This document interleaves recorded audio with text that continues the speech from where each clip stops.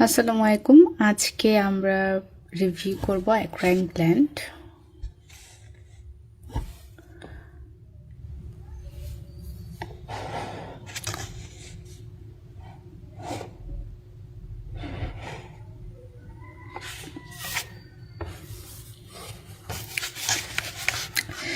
অ্যাক্রাইন গ্ল্যান্ডের খুবই important SBA হচ্ছে মানুষের অনলি ট্রু সোয়েট গ্ল্যান্ড কোনটা, সেটা হচ্ছে অ্যাক্রাইন গ্ল্যান্ড।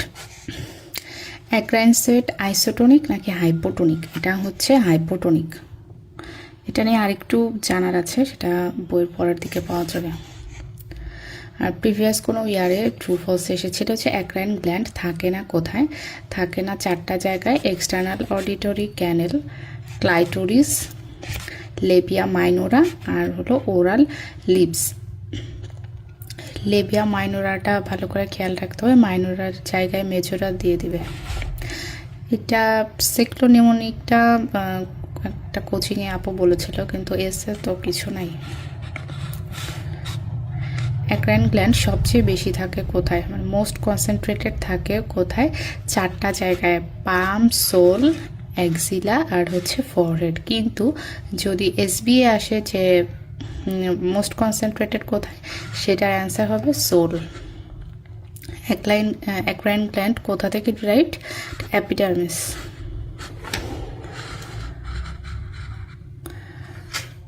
এটা ট্রু ফলসের স্টেমে আসার মতো যে ফলিকুলো সেবাসিয়াস অ্যাপোক্রাইন ইউনিটের ওপর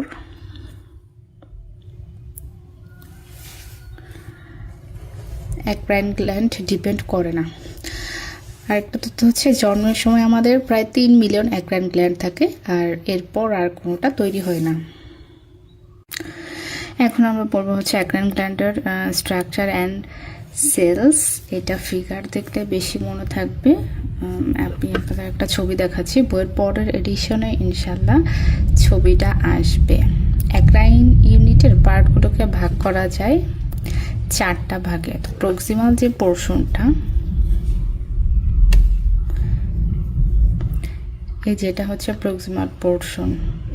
এটা প্রক্সিমাল পোর্শনটা কেমন দেখা যাচ্ছে? এটা কয়েলড। কিভাবে কয়েলড? এটা ইরেগুলারলির বদলে কিন্তু রেগুলারলি দিয়ে দিবে।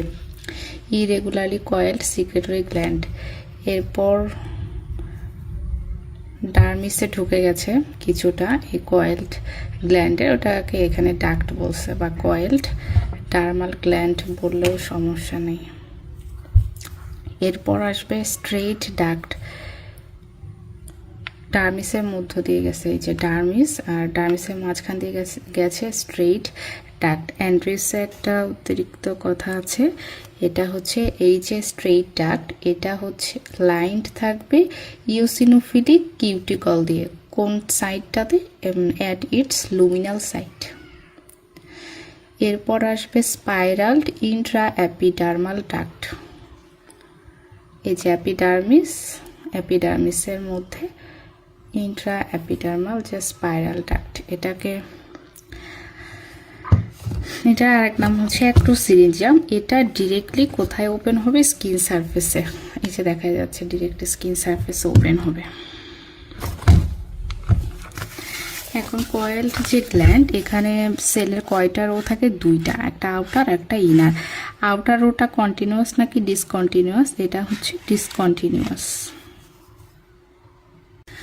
আউটার রো এবং ইনার রো এর সেল শেপ এবং টাইপে কিছুটা পার্থক্য আছে।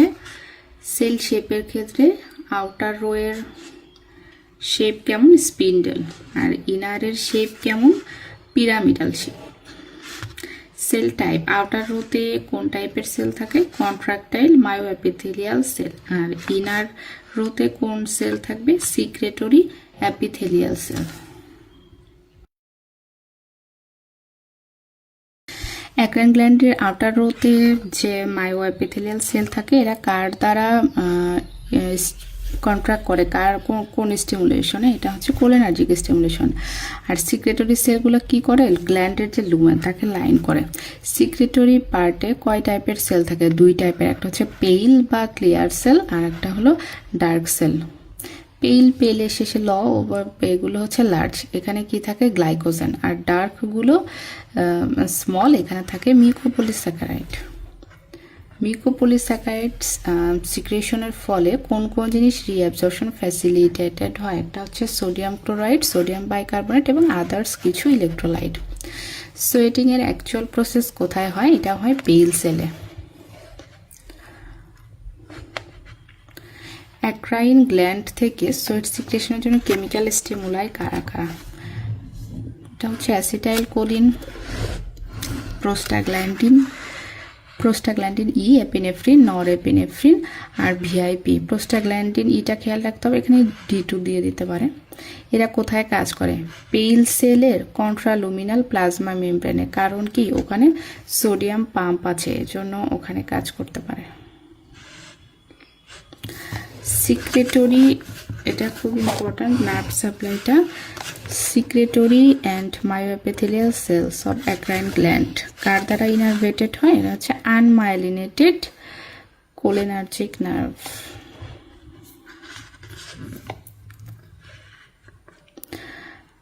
থার্মাল অ্যান্ড ইমোশনাল সোয়েটিং কার দ্বারা কমপ্লিটলি ইনহিবিটেড হয়? এটা হচ্ছে অ্যাট্রোপিন।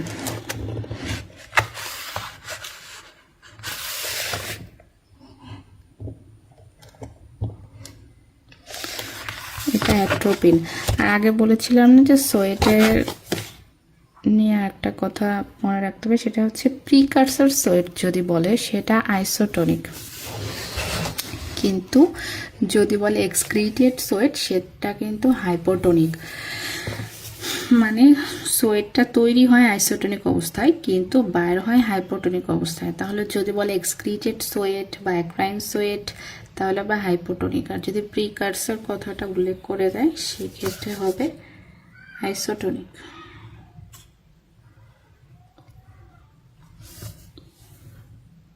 অ্যাক্রাইন ডার্মাল ডাক্ট আর যে অ্যাপোক্রাইন গ্ল্যান্ড, মানে ডার্মাল ডাক্ট বা গ্ল্যান্ড আর কি, অ্যাপোক্রাইন গ্ল্যান্ড, এই দুইটার মধ্যে আমরা একটু কম্পেয়ার করে পড়বো যে অ্যাক্রাইন ডার্মাল ডাক্টের লাইনিংটা কি? এটা হচ্ছে কিউবয়েডাল অ্যাপিথেলিয়াল সেল, আর অ্যাপোক্রাইনেরটা কিন্তু কিউবয়েডাল টু কলামনার। অ্যাক্রাইনটা কিফিলিক, এটা ব্যাসোফিলিক, আর এটা ইউসিনোফিলিক। অ্যাক্রাইনের সাইজ স্মল, ওটাও স্মল। আর সেল লেয়ার এখানে থাকবে অ্যাক্রাইনে দুইটা, আর অ্যাপোক্রাইনে থাকবে সিঙ্গেল লেয়ার। অ্যাপো মানে এক, অ্যাপো মানে আসলে এক না, আমি এ দিয়ে মনে রাখার জন্য লিখেছি। এটা ইম্পর্টেন্ট হচ্ছে অ্যাক্রাইন ডার্মাল গ্ল্যান্ডে rough endoplasmic reticulum, ribosome, lysosome থাকে। দুইটা চাইলে ছক করে লেখা যেত, কিন্তু আমি একা পড়ার সুবিধার্থে এভাবে লিখেছি। আচ্ছা, এই যে অ্যাপোক্রাইন গ্ল্যান্ড কিফিলিক, ইউসিনোফিলিক, এরপরে একটু স্পেসটা বেশি হবে কারণ এর পরের কথাগুলো আসলে অ্যাক্রাইন গ্ল্যান্ডের, যেটা একটু বুঝতে সমস্যা হবে। তো এখানে একটা জিনিস আমি ভুল লিখেছি, ডাক্টাল বেজাল সেলে মাইটোকন্ড্রিয়া থাকে কি না?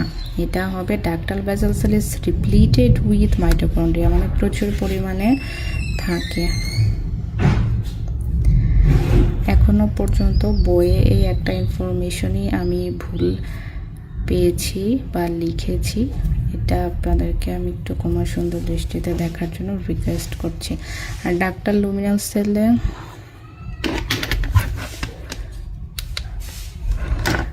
মাইটোকন্ড্রিয়া লুমিনাল সেলে থাকে কম আর বেজাল সেলে থাকে প্রচুর পরিমাণে। আর ইন্ট্রাএপিডার্মাল যে স্ট্রেইট পোর্শন, এখানে কেরাটিনোসাইটসের সাথে কিছু মেলানোসাইটসও থাকে, আবার কেরাটোহাইলিন গ্র্যানিউলও থাকে। এটা এসবি আসার মতো যে ইন্ট্রাএপিডার্মাল অ্যাক্রাইন ডাক্টে কেরাটিনোসাইটস কি প্যাটার্নে থাকে? এটা হচ্ছে কর্কস্ক্রু প্যাটার্ন।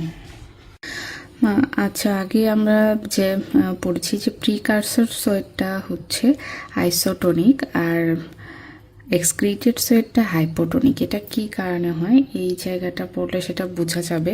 এটা হচ্ছে অ্যাক্রাইন গ্ল্যান্ড বা হচ্ছে যে কয়েল গ্ল্যান্ডটা আর কি, ওখানকার যে এপিথেলিয়াম এর যে এক্সক্রিটরি ডাক্ট, মানে যে পোর্শনটা স্কিন সারফেসে ওপেন হচ্ছে তার epithelium relatively impermeable two water. এটার ফলে কি হয়? এক্সক্রিটরি ডাক্টে রিঅ্যাবজর্পশন হয় সোডিয়ামের ফলে, সো এটা হাইপোটোনিক হয়ে যায়।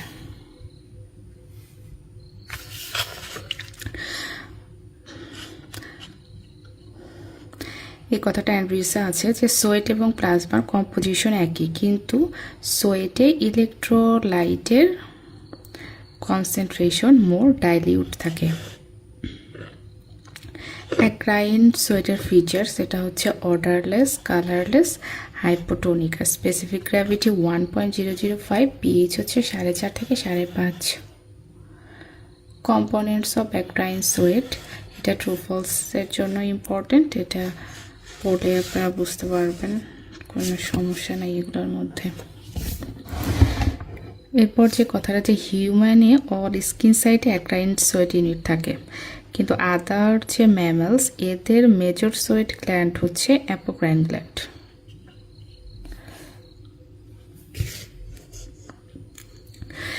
এখানে দুইটা কথা মিসিং আসছে, যে এটা হবে যে অ্যাক্রাইন সোয়েটের সিক্রেশন বাড়ে কখন। তিনটা জিনিস বাড়লে অ্যাক্রাইন সোয়েটের বাড়বে, তিনটা জিনিস কমলে অ্যাক্রাইন সোয়েটের সিক্রেশন কমবে। কারা বাড়লে?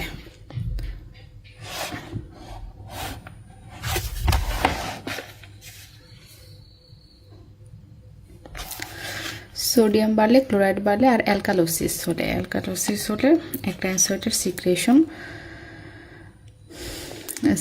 বাড়বে। অ্যালকালোসিস বদলে অ্যাসিডোসিস দিয়ে দিতে পারে। আর কারা কমলে অ্যাক্রাইন সোয়েটের সিক্রেশনটা বাড়বে? তিনটা জিনিস, পটাশিয়াম, ইউরিয়া, ল্যাকটেট। তো দুইটা মনে না রেখে যে কোনো এক পাশ মনে রাখলে সুবিধা হবে, কারণ ট্রু ফলসের মতো বাড়া কমাও মিশাই দিয়ে দিবে। অ্যাক্রাইন ডাক্টের সোডিয়াম রিঅ্যাবজর্পশন করার ম্যাক্সিমাম ক্যাপাসিটি, এখানে সাইনটা ভুল আসছে, ওটা ওই গ্রেটার দ্যান সাইন হবে না, এটা হবে ইকুয়ালস টু সাইন। ক্যাপাসিটি হচ্ছে সিক্রেটরি সেলের সোডিয়াম সিক্রেট করার ক্যাপাসিটির 1/4।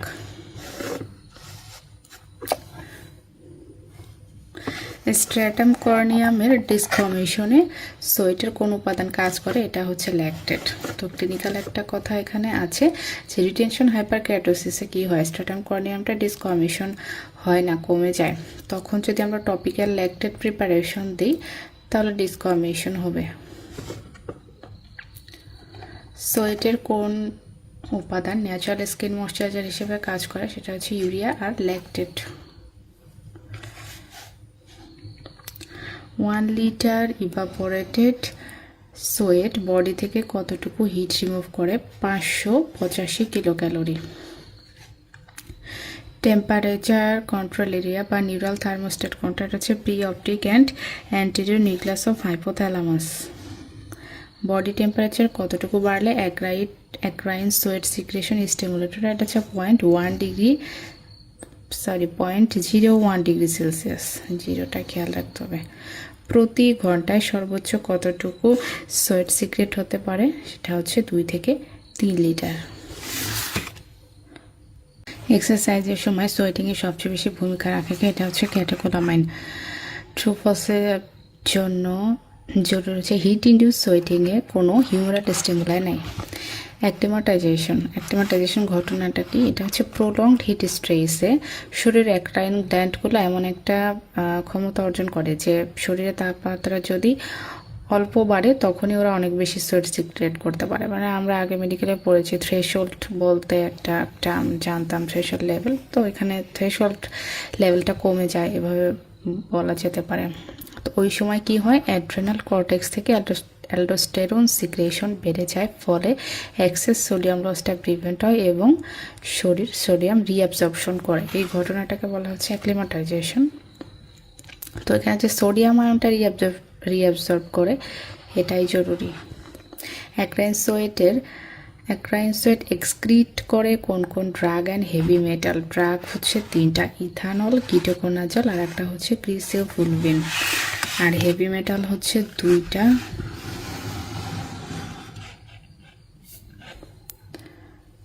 Mercury and lead. অ্যাডাল্টের অ্যাক্সিলার সোয়েট ইউনিটের নাম অ্যাপোএক্রাইন গ্ল্যান্ড। অ্যাক্সিলার গ্ল্যান্ডের কত % অ্যাপোএক্রাইন? মানে ওর কিছু অ্যাপোক্রাইনের ফিচারও থাকে, কিছু অ্যাক্রাইনের ফিচারও থাকে এরকম। অ্যাক্সিলার গ্ল্যান্ডের কত % অ্যাপোএক্রাইন গ্ল্যান্ড? সেটা হলো 10 থেকে 45%। অ্যাপোএক্রাইন গ্ল্যান্ড কোন এজে ডেভেলপ করে? পিউবার্টিতে। সাইজ অর্ডার যদি চিন্তা করি তাহলে সবচেয়ে বড় অ্যাপোক্রাইন, এরপরে অ্যাপোক্রাইন, তার নিচে হচ্ছে অ্যাক্রাইন। অ্যাপোক্রাইন গ্ল্যান্ডের যে সিক্রেটরি পোর্শন, এটা কেমন, এটা ইরেগুলারলি ডাইলেটেড, রেগুলারলি কিন্তু না। অ্যাপোক্রাইন গ্ল্যান্ডের দুইটা সেগমেন্ট আছে, একটা হলো ডাইলেটেড আর একটা আনডাইলেটেড। ডাইলেটেড সেগমেন্টের অ্যাপিথেলিয়াল লাইনিং কার মতো? অ্যাপোক্রাইন গ্ল্যান্ডের মতো। আর আনডাইলেটেডটা হচ্ছে অ্যাক্রাইন গ্ল্যান্ডের মতো। তো মনে রাখার সুবিধার্থে আমরা মনে রাখবো হচ্ছে অ্যাটোপিক ডার্মাটাইটিস, মানে অ্যাপোক্রাইনের মতো হলো ডাইলেটেড।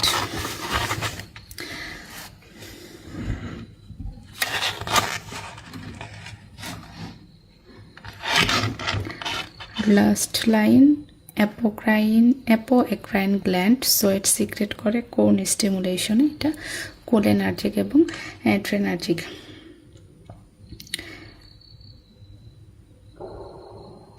মোশিলা 4th এডিশন থেকে যদি অতিরিক্ত কোনো তথ্য থাকে সেটা আজকেই গ্রুপে দিয়ে দিব ইনশাল্লাহ। Thank you.